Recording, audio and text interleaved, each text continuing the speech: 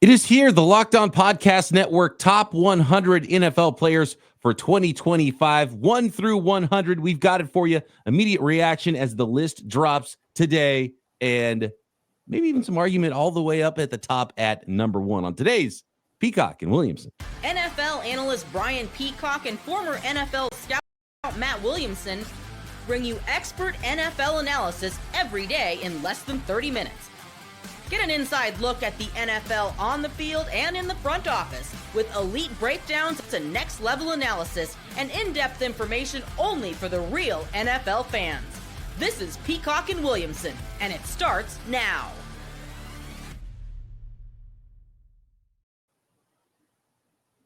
Welcome to the Peacock and Williamson NFL Show. Brian Peacock alongside Matt Williamson at BD Peacock at Williamson NFL. Thanks, everybody, for making us your first listen on the Locked On Podcast Network, your team every day. Thanks for we love our everydayers hanging out with us every single day. And I know they've been pumped for this top 100. We've been talking about it a little bit. It is dropping today, and I know there will no doubt be some arguments. So let us know what you think at BD Peacock, at Williamson NFL, who was snubbed from the list, who belongs higher on the list, who belongs a lot lower, not even on the list. Hit us on YouTube as well in the comments there. Get your mailbag questions in for tomorrow's episode. I'm sure there'll be some about this list in that podcast and some news now around the league as some rookies are supposed to be reporting, second rounders, maybe not, with some odd stuff there. So lots to talk about in the NFL right now as camps are starting to creep open around the league. Today's episode of Peacock and Williamson brought to you by FanDuel. And right now, new customers can get $150 in bonus bets when you win your first $5 bet. Just go to FanDuel.com to get started. All right, Matt, here's the unveiling. And as voted on by the hosts on the Locked On Podcast Network that all know their teams best, do they know everybody else's teams best too? Yeah. And I think we will get to some names on the list that maybe have better name value than they actually are. And I think that's what you get a lot on lists like this, Matt, when you get down to the bottom of the list especially, is you see a name and you think, oh, man, that guy's name is more famous, but you know what? His teammate is actually better, who doesn't get the credit, who's not going to be on a list like this. But let's go to the top. And I think causing the most waves is Lamar Jackson, number 1 in the NFL top 100 players as voted on by the hosts. Number 2 is Patrick Mahomes, then Josh Allen. I think it's no shock that those 3 guys are at the top in some order. Did we get the order right, Matt, is the question when it comes to those top quarterbacks. And then it goes Myles Garrett before Joe Burrow shows up at number 5. I have no problem with it. Now, I think it's very easy, and probably what I would have done, too, is just put Mahomes at 1. I mean, I think he's the greatest quarterback that ever lived. I think he's still awesome. But by his awesome standards, he did not have an awesome year. Jackson and Allen did. They were neck and neck for MVP rankings. I would have voted for Jackson, but I understand that why Allen won it, because I think he had less around him. He didn't have Derrick Henry. He didn't have as good of circumstances. But I don't know that I don't know if I remember a better quarterback year than the one Lamar had. I mean, his TD to interception ratio is insane. The running has never slowed down. His pocket passing is so much better than it's ever been. And really, the only thing that he's not awesome at is, and this is what the Bills did to him in the postseason, and actually the Steelers kind of figured out this game plan a little bit, is heavy blitz with a lot of man behind it, which you would think, because nobody wanted to do that. If we don't get home with the blitz, nobody's looking at Lamar. He's going to run for 80 yards. Well, he's just been good against that style of defense. He's awesome against everything else. So I really don't have a problem with the top 3. And to be honest, the top 10 in general, I'm not going to nitpick too much. I mean, I think doing the top is easier than doing 30 through 60, you know? Absolutely. As someone who voted on this list, I wholeheartedly agree there. And really the number one argument, and I'll put it back on the screen for those of you watching on YouTube, the number one argument for Lamar Jackson not to be number 1 is that he hasn't won the Super Bowl. I get it. Right. And my response to that is, okay, so then Mahomes is 1 and who's number 2? Harrison Butker. Right. Chris Jones and Kelsey. List. Yeah. And, you know, right. Creed Humphrey, should he be on the list? You know, it's like, so. I mean, Rodgers only won 1. Breeze has only won 1. You know, like some all-time greats don't have Super Bowl rings, especially the way Brady and Mahomes have monopolized it lately. I'm not there on that. I think Lamar will get his too, And to be honest with you, I wouldn't have a problem with Josh Allen being 1 or 2 ahead of Mahomes either. I agree. I think the top 3, you put them in any order, and you can have your reasons, and I'm not going to fight you on it because they're all amazing. I just sit back and be thrilled to watch those guys every week now. I mean, it's incredible. And I do think we nailed it. Just putting a little tear break with that Myles Garrett at number 4 and then Joe Burrow at number 5. I kind of like that. I agree. Burrow's unbelievable too, and playing at an MVP level, except that there's 2 better MVPs than him last year, and Mahomes could do that again this year. And, so I liked how they tiny tear break, but I mean, we've had some great quarterback eras. I mean, there was that stretch when we saw Breeze, Rodgers, Ben, Manning, Brady all at the same time. But what we're watching now is pretty ridiculous. And I'm starting to even bring it up. Like I just mentioned, I think Mahomes is the best quarterback ever. I don't think it's far off to say Allen or Lamar are Marino, Kelly, Aikman. You know what I mean? Like on the all-time quarterback list, who would you rather play against? Those guys or Troy Aikman? I'd rather play against Troy Aikman. You know what I mean? 100%. Troy Aikman, go look at Troy Aikman's stats, by the way. I know. I knew it was up there, but yeah. That whole Cowboys, Emmitt Smith and Troy Aikman, maybe 2 of the most overrated players of all time. But we can move on now. Some Cowboys fans getting very mad at me. Cowboy on the list in the top 10, though, 6 through 10 here. Justin Jefferson, wide receiver, comes in at number 6 after the 4 quarterbacks and Myles Garrett. Then you got Jamar Chase right after him at 7. Micah Parsons, 8. Patrick Surtain, the second, comes in at number 9. And Saquon Barkley, first running back on the list, shows up peeking into the top 10 here at number 10 on the list. Jefferson versus Chase. It's a good one, and they're back-to-back here. That's what I was going to say. I mean, I think I guess I would say most people would vote for Chase, but I guess not, because most people must have voted for Jefferson. And I'm totally fine with it. I think that's a tie. Chase had a better year. I would have expected Chase to be ahead of him, but they're right next to each other. So that's so nitpicky. I don't care. Surtain won Defensive Player of the Year. It's pretty good. But when Parsons came back from injury last year, Dallas was already kind of dead in the water. Dak was hurt. He was the best defensive player on the planet. I mean, he was ridiculous. And I think he's going to be my vote for Defensive Player of the Year this year. Last note, and I don't want to go too much into positional value because these top 100 lists, I don't think positional value, it's not what we're talking about. We're talking about how good at your job. You know, there's a little bit in it. That's why the quarterbacks are at the top, but you're not going to put a kicker at 12, right? You know, I get it, or long snapper or whatever. But I would argue that Lane Johnson's more important to the Eagles than Saquon Barkley. Would 100% agree. Yeah. I didn't have Saquon or any running backs in my top 10, so there's a little. Would he be your number one running back? I think he would, based on health, how he played last year. But the running back thing changes so quickly because it's one ankle injury, and all of a sudden now the other guy's in front, right? And we saw it last year with Christian McCaffrey. He would have been. We didn't do a top 100 network wide last year. He would have been the top running back last year at this time. I forget which fantasy analyst put this out there that I follow, but it's one of the more ridiculous things I've ever seen. Barkley had more touchdowns from outside the 20-yard line than from inside the 20-yard line last year. He had 1,000 rushing yards before he was contacted by a defensive player.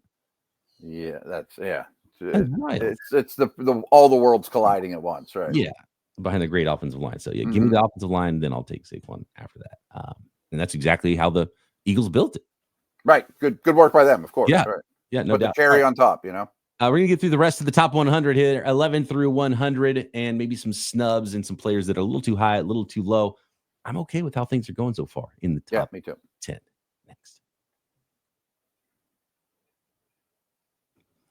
This episode of Peacock and Williamson brought to you by FanDuel, America's #1 sports book. It's summertime. Summer sports are rolling through. All-star break right now in baseball, and then it's baseball every single day for the rest of the season.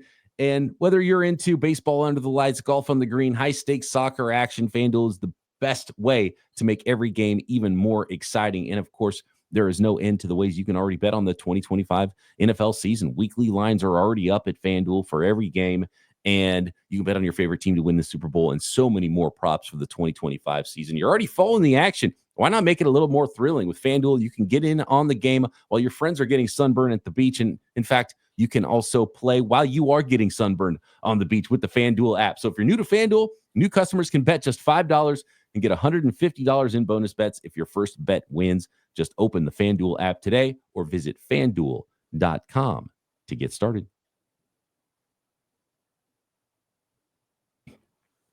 All right, so moving on the list, we'll go a little bit faster through the rest of the top 100. Had to spend a little bit of time in the 1 through 10 of the list. Let's go to 11 to 20. I'll put it up on the screen for those of you watching on YouTube. TJ Watt coming in at number 11, and Chris Jones at 12. And I think I want to pause there for a second. I'm going to pause after Max Crosby. So we'll go 11 through 15.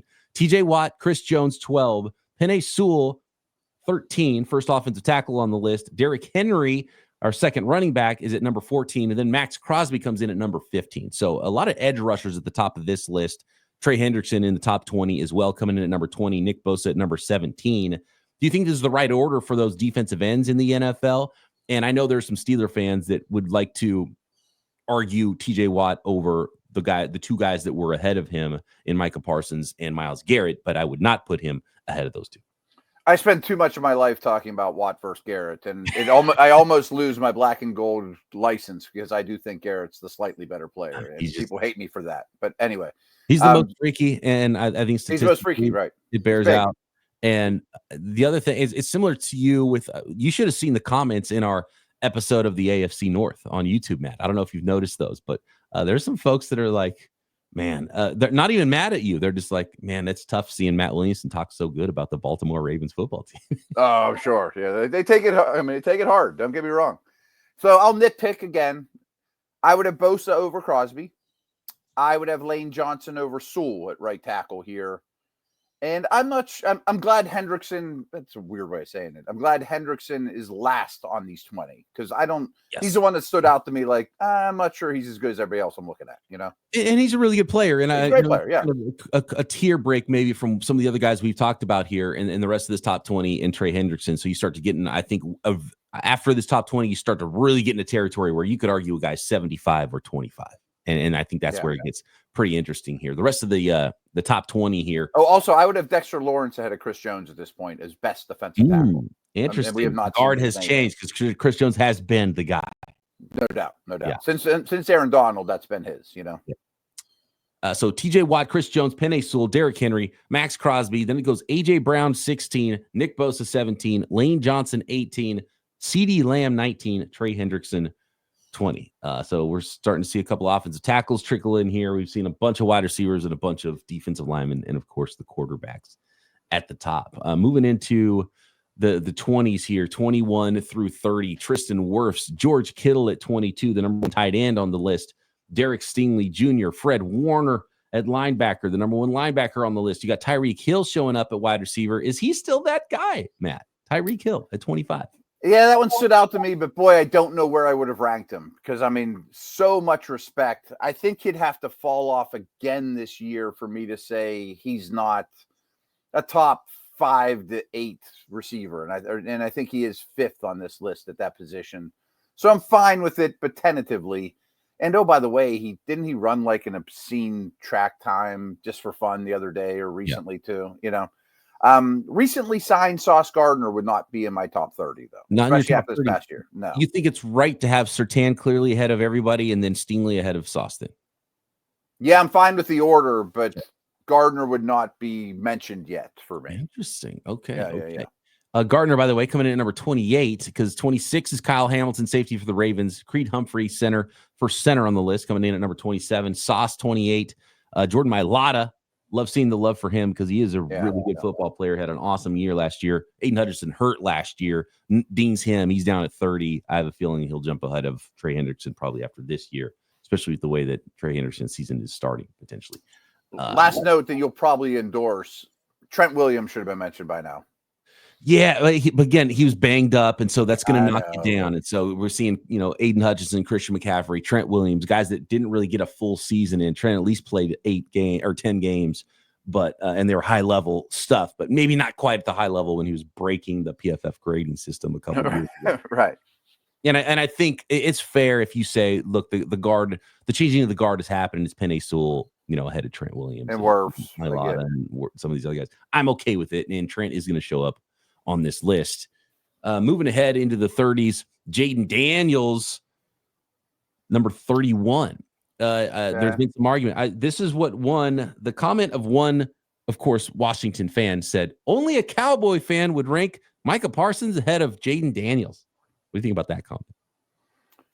I think Micah Parsons is way ahead of Daniels at this point, but I am going to put a lot of stock in body of work too.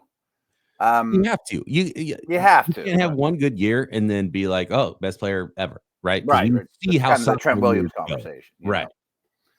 Know? And we just talked about this the other day. Herbert was my 5 quarterback, so I would still have him ahead of Daniels, especially at that position. I just need to see a little more. I mean, it's a little presumptuous. I can't have him ahead of Dexter Lawrence. I can't spoil things. You haven't mentioned it yet, but after this last year, Tunsil should not be at 36 either. That's too high, So 31, Jaden Daniels. Monroe St. Brown comes in at 32. Dexter Lawrence shows up at 33. Bijan Robinson, 34. Jalen Carter, 35. I don't know if he should be up here quite yet. He's getting close to being a really good player, but still, I think some development is necessary there. But he's going to be a monster. Laramie Tunsil at 36. Jahmyr Gibbs comes in at number 37. Maybe a little too high for what he's been asked to do in his offense. I mean, I think he'll end up being there. So obviously we're talking about this season. So there's some projection in some of this as well, I think. So yeah, you're using body of work, but also some projection, which makes these lists even more interesting, I think, to me. Brock Bowers, kudos to the Locked On Podcast Network who got this right. Other people, including people that work in the NFL, getting it wrong, ranking Brock Bowers ahead of George Kittle. So kudos to my colleagues on the network. I would have Kittle over Bowers too. Yes, Brock Bowers in the right spot here. 38, he's good. With a bullet and awesome receiving tight end. Does he get that many targets on any other team in the NFL last year? Probably not. And obviously another aspect of the game called blocking that we don't like to think about and talk about a lot. Justin Herbert coming in at number 39 with Matthew Stafford at 40, which I think is interesting here. Those are tough quarterbacks to rank, I think. They are. And I probably would have both of them ahead of Daniels, kind of out of respect and body of work. Moving on into the top 50 here. Trent Williams is number 41. Cam Hayward at 42. Puka Nacua, 43. Christian McCaffrey comes in at number 44. Kirby Joseph, safety for the Lions, at 45. You got Jalen Hurts at 46. Now, Baker Mayfield at number 47. And I think this is where we start to have some problems with stuff, whether it's Baker Mayfield or Calais Campbell at 48, Alvin Kamara 49, and Charvarius Ward at 50. Starting to lose me a little on some of these guys. I think at 46, Jalen Hurts, okay. 47, Super Bowl winning quarterback. I can handle that. Baker Mayfield, even. It's like, okay, we're starting to turn the corner of getting weird. Yeah. And then you get Lifetime Achievement Awards for Calais Campbell and Alvin Kamara, who I can see an argument that they're not in the top 100, period, let alone the top 50. I don't think either would be in my top 100. I mean, I would have to really go through the exercise. And I like that Kirby Joseph and Ward are recognized because they're not household names, but that's too high for them too. It's a little bit more difficult with safeties, corners at times. I think interior defensive linemen, guys that are better against the run than have a bunch of sack totals. Like I'm putting Vita Vea ahead of Calais Campbell, maybe. Oh yeah, for example, right? Something like that. Quentin Williams, right? Yeah, I mean, just higher impact guys. Yeah, and Calais Campbell was a top 100 guy. He's just in the journeyman portion of his career now. Right, and I mean, he's not going to play nearly the snaps that those couple of those guys we mentioned or impact the game. Great career, but we're not giving out lifetime achievement awards here total. Right? Yeah, exactly. And I think offensive linemen are also, it's difficult, and so that's where when I was talking about with the 39 and 40 with the two quarterbacks and Matthew Stafford and Justin Herbert. It's like, where do you rank those guys? It starts to get really difficult. It's like, okay, how do you rank him versus an awesome safety? Or how do you rank them versus a good offensive lineman? And it gets tough. It does. The network did a really good job. Lost me a little bit at the end of the top 100, though. I got to be honest. I would have more receivers. I think it's a golden age of wide receivers, too. I'm surprised that I bet I could come up with 5 receivers we haven't mentioned that I would take ahead of Joseph, Kamara, Campbell, Mayfield, Ward. And I know 49ers fans going to ask me about Christian McCaffrey at 44 and say, "Oh, that's too low." Croc and I was okay with it. Yeah, I'm fine with it. He was injured all last year. What is he going to be? Is he going to be? He's missed 3 of 5 seasons. So what? I mean, he's an awesome player. What are you going to get exactly from him? So that's a little bit more difficult for me. And putting him behind Kittle, I think, is right. And Croc and I, when we did our list, we had him behind Kittle and Trent Williams and Nick Bosa and Fred Warner when we nominated our list of players for this top 100 list. And he'd be my 5th Niner too. Now that I think about it, so I'm cool with that. Yeah, I think that's right, and I'm okay with it. And McCaffrey, if he has a full healthy season, he'll be higher on next year's list. Sure, he might be running back 1. Yeah, and look, I'd probably bet on Saquon getting hurt after carrying the ball, 350 times last year, or whatever. Mm-hmm. Yeah, so it's just the nature of the position. Yeah. There's the rest, couple reaches in this group, though. For sure. And the rest, we'll see if there's some reaches, some snubs here in the rest of the top 50 of the NFL top 100 for 2025.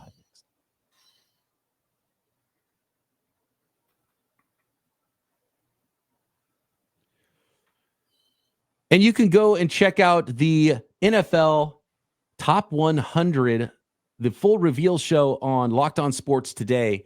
And get a little deeper dive into the list being released. And we're going to kind of fly through some of this, maybe not name every single player here in the bottom of the top 100 here from 51 to number 100. And in any grouping of 10, Matt, you let me know if you like, don't like, whatever from a group of players.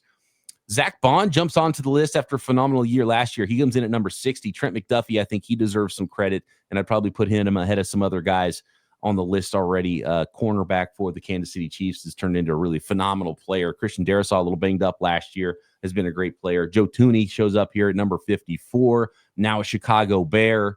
Quentin Nelson would have probably been higher in past seasons. Again, with guards, it's a little bit harder.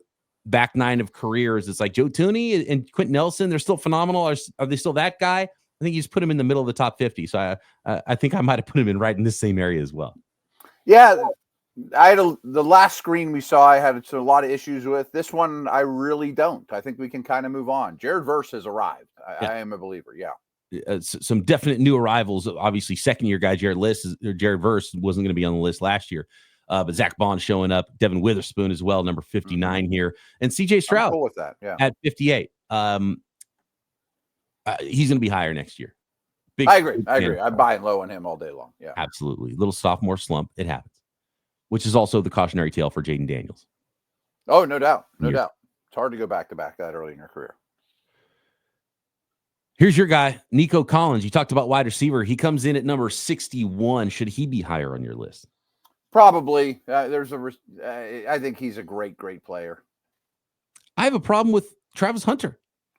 I wouldn't put any rookies. Immediately, my eyes just went to that. I think rookies should not be eligible. There's name value, and I know excited about him, but it's wide receiver / cornerback Travis Hunter. He comes in at number 67. I don't know how you can put a rookie on the list. I don't even know what positions he's going to play, let alone do I know how good he is at it in the NFL. So he can't be on the list. I mean, him and Genti are the 2 rookies. If I had to put them on a list, I would, but my rules would be no rookies. I at least need to see you play NFL football. And I know I didn't vote for him on my list. That means other hosts had him even higher than 67. Yeah, right. I have great hopes for him. I mean, I think he's going to be great, but I can't say he's great now. Christian Gonzalez, though, shows up a couple spots ahead of him at number 65. Again, a player I'd be buying stock in right now. Quinnen Williams feels a little low at 62. Is it just because the Jets have been a bad, weird team? I think so. I mean, I would have had him ahead of Simmons. I probably would have had him more in the mid-30s. Will Anderson's another one. And maybe this is the right place for him at number 66, but I feel like he's a top 50 player. I think he clearly will be. Mm-hmm.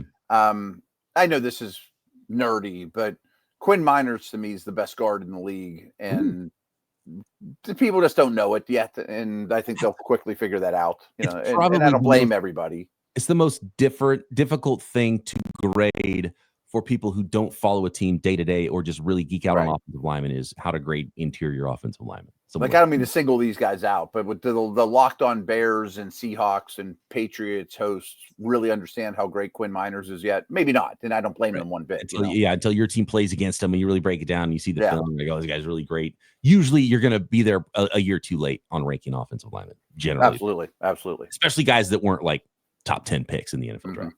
Yeah. Which Miners wasn't. No, people putting him ahead of Nelson, I'm sure, is hard for people, but he's better than Nelson right now. I mean, another one is Elgton Jenkins. He comes in at 71 here. A lot of people wouldn't recognize him if they were past him on the street. Sure. Okay, so this is where the list gets really interesting too. And Lifetime Achievement Award. I don't know if he's still a top 100 player. Still a very good player though. Brian Burns shows up on the list here at number 73. Got Xavier McKinney, who had a phenomenal year, was a great pickup for the Packers at safety. J.C. Horn, interesting career, started slow, some injury, and now people are realizing how good he was and deserved to be a first-round guy in the 2021 NFL draft. And then you lose me again. We got some big names that are Lifetime Achievement Awards. Bobby Wagner still a top 100 player in the NFL? He comes in at number 77. And Matt, we got a kicker on the list at 76 with Dallas Cowboys kicker Brandon Aubrey. Sure, he's a fine kicker, but get him off my list, Matt. Yeah, I mean, to me, him and Boswell are the top two, but they can't be in my top 100. There's some reaches here too. Wagner to me is no longer in this neighborhood. I just wanted to do the math again. I meant to open the show with this because NFL networks had their top 100 forever. Considering there's a 53-man roster times 32 teams, that leaves us with 1,696 NFL players at any given time. So these are the top 5.8%. So just to put it in perspective, we're talking about the top 6% in the league. I'm not sure that I can get Aubrey or Wagner there. But this is about the neighborhood where Winfield belongs and Wilson and, not superstars, but really, really good players. You got to send a message. Talk to your guy, Marcus Mosher, behind the scenes, the host of Locked On Cowboys. Just did talk to him about an hour ago. Yeah. Did they mess with this and they voted for Brandon Aubrey number 1 or top 10 just to screw up our list and mess things up? Because maybe that's all it would have taken to get somebody that high. It could be. I mean, he's remarkable, but come on, man. Two guys in this grouping, 78 and 79, wide receivers Terry McLaurin and Garrett Wilson. They're better than this, and I would like to see them higher. I agree. And again, I think you could flood this thing with wide receivers. Right and Garrett Wilson, if he just got drafted by a different team. He did get paid recently, though, so he's not too worried about where he is on this list right now. No, but it's 1,000 yards every year with Junko quarterbacks, Right. All right. The end of the list of the top 100 in 2025 is voted on by the Locked On Podcast Network hosts. Christian Benford's showing up here. Joe Marino, no doubt, throwing his name up there on the list at number 81, cornerback for the Buffalo Bills. Deserves a lot of recognition that he has not in his career. Jared Goff at number 82. Chris Olave is here. Denzel Ward is here. Travis Kelce all the way down at 85. I think that's fair. I think it's fair. I would have been surprised he was this low. Yeah, I'm surprised he's that low, but I don't think he'll be on there next year, and his role's just diminished. He doesn't create after the catch like he used to, and if you'd have flipped Kelce with Calais Campbell, I wouldn't have batted an eye at it. And even though I had Kelce lower than that, but okay, that's right. I think it's probably in the right spot right now. Yeah, I think that's where he's at in his career, which is a fabulous career. Not a lot of. So it's the golden age of wide receivers. It is the opposite for linebackers. I feel like it's a tough time finding multiple good linebackers. Most teams don't even play 3 linebackers anymore. Roquan Smith at number 89 on this top 100. And I wouldn't have had Wagner in my top 100. Nope. Roquan and Warner are the only two that I definitely would have in that position. I'm not sure Greenard's a top 100 player either. Yeah, Greenard shows up here. You can really start to nitpick, I think, guys who are and are not on the list. I mentioned Vita Vea earlier. He is not on the list. He would have been on my list for sure over some other guys. Again, it's a little bit difficult with offensive linemen, interior defensive guys that don't collect a lot of sacks. That's probably the toughest thing to evaluate for a lot of people, unless you really know your own football team and really follow that position group closely. In some cases, Andrew Thomas is 91. Malik Neighbors comes in at 92. Could definitely be higher after the rookie season he had. You could put him up there with, Jared Verse in that range or even higher than that. He'll be a top 50 guy, I have a feeling. Dak Prescott does squeak into the top 100 at 93. You've got Danielle Hunter comes in at 99. Budda Baker, number 100. Another safety, Jesse Bates at 96. And Devontae Adams at number 97, Matt. That's our top 100. I kind of like this group. Bradley Chubb and Woolen, though. Sorry. You wouldn't even consider them. That's a good question. Would you, if we're just like picking slides, you had to build a team around slides of 10 players. Yeah. And so in this 10 with Budda Baker and Danielle Hunter and Malik Neighbors and Andrew Thomas and Dak Prescott and Devontae Adams, and you put them against the 80s with Benford and Goff and Olave and Leonard Williams. And I like the last slide better than the 80 slide. Greener, yeah. I'm putting Hunter over Greener. I'm taking, I think that's a good group. The 90s slide's pretty strong. The 90s slide's pretty strong. If you weighted it for what you had to pay for them based on where they end up being ranked, I'd probably end up with the 90 slide. There you go. Well done, all in all. I mean, Locked On Podcast Network, top 100. I think some snubs, some players went a little bit too high, some reaches there, but I think some really astute voting as well with this group of top 100 players. Let us know what you think at BD Peacock, at Williamson NFL. Drop a comment on YouTube. Get involved in tomorrow's mailbag episode, and then we're on to the NFC. Little primers and previews, getting you ready for the 2025 season. It's training camp time right here. Peacock and Williamson.